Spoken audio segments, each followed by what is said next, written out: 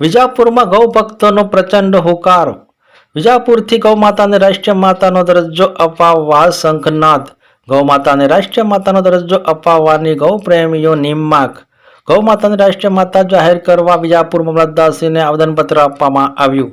ગૌ માતાને ન્યાય આપો, ગૌ વધ બંધ કરો ના નારા સાથે ટીબી હોસ્પિટલથી મામલતદાર કચેરી સુધી રેલી નીકળી।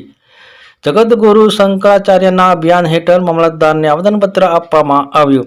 રાષ્ટ્રીયના આધાર ગૌ માતાને બંધારણીય સન્માન અપાવવા ગૌ પ્રેમીઓએ 11,000 સહીઓ કરી આવેદનપત્ર આપ્યું। વિજાપુર તાલુકા શહેરમાંથી મોટી સંખ્યામાં ગૌ પ્રેમીઓ જોડાયા। વિશેષ રિપોર્ટ મુકેશસિંહ વિજાપુરથી। મે 2026 ના રોજ ગૌ સન્માન અભિયાન જગતગુરુ શંકરાચાર્યના નેતૃત્વમાં ગૌ સેવા સન્માન અભિયાન ચાલુ છે। તેમાં ગૌ માતાને રાષ્ટ્રીય માતા જાહેર કરવા માટે આ અભિયાન ચાલી રહ્યું છે। ગૌ માતાને રાષ્ટ્રીય માતા જાહેર કરવા માટે એક તો ગૌ માતા આપણી જીવનદાયિની છે, એટલે એનો પૃથ્વી પર રહેવું, ટકી રહેવું ખૂબ જરૂરી છે।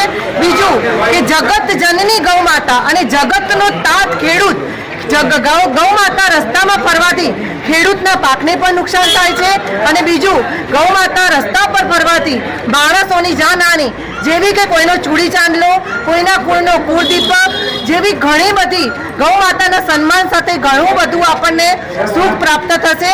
ગૌ માતા હશે તો જ જીવન છે।